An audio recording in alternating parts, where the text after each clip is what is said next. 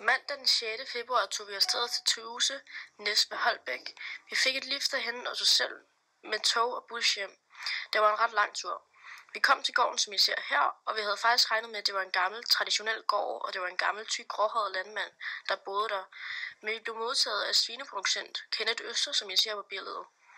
Han er meget yngre, end vi havde regnet med, og modtog os smilende. Da vi kom ind, blev vi bedt om at tage vores overtøj og vores tasker af.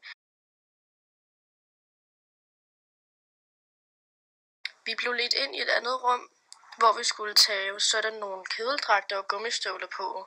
Derefter skulle vi vaske vores hænder med sæbe for at undgå at overføre bakterier til både os selv og grisene. Vi kom ind til den første stald. Grisene var meget opmærksomme på, at vi var ankommet. De stod næsten på bagbenene efter at dufte til os. Den første stald var fra omkring 1960'erne. Den var en del ældre end hvad vi havde forventet. Der var ikke en særlig god udluftning, så der var en meget stærk lugt.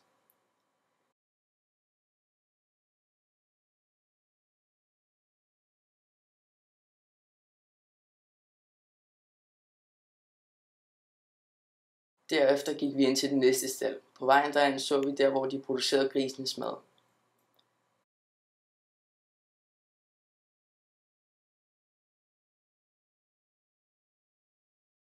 På det her billede ser I varmereguleringen. Det var der, hvor han regulerede varmen til grisene, alt efter hvor koldt der var udenfor. Her ser I deres eget lille varmeværk. De brændte flis af, så de kunne få varme ind til grisene. I den næste stald var der bedre forhold. Der var mere plads, og der var også meget bedre udluftning. Grisene så ud, som om de havde det meget bedre. Undervejs fik vi fortalt en masse omkring svineproduktionen af Kenneth. Han var rigtig god til at få os ind i, hvordan det hele foregik. Og vi fik en meget bedre forståelse. Her ser I en specialstald.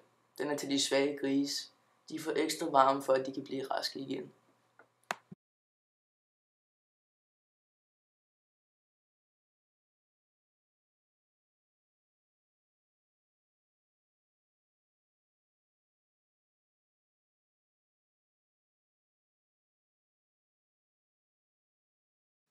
Bagefter blev vi ført ind i den bagerste og nyeste stald. Stalden var fra efter år 2000. De grise, som er sprayet med lyserød, er dem, der skulle slagtes sidste onsdag, så de er meget døde nu. Vi gik på en gang, hvor der var døre til begge sider, som førte ind i en slags værelser. Herinde var der så små bokse inde i værelset. Den træklods, I ser på gulvet her, er grisenes legetøj. Det er et lovkrav, at grisene har et eller andet råd med. Vi så også nogle af de stalde, der var tomme, fordi at de grise, der havde været der, allerede var blevet slagtet, og så skulle stalden vaskes ned og desinficeres, inden de nye små grise kom. Vi så også en gris med sår på ørerne, og til det forklarede Kenneth, at det er fordi grisene i den boks lige var blevet sat sammen i en ny flok, og så bed de hinanden for at finde ud af rangordnen, altså hvem der bestemte i flokken. Udpustningen på maven af grisen her er det, man kalder navlebrok. Det er, når maven omkring indvoldene bliver slap og ikke kan holde indvoldene oppe. Alle de grise med navlebrok blev sat sammen i en boks, så landmanden nemmere kan holde øje med dem.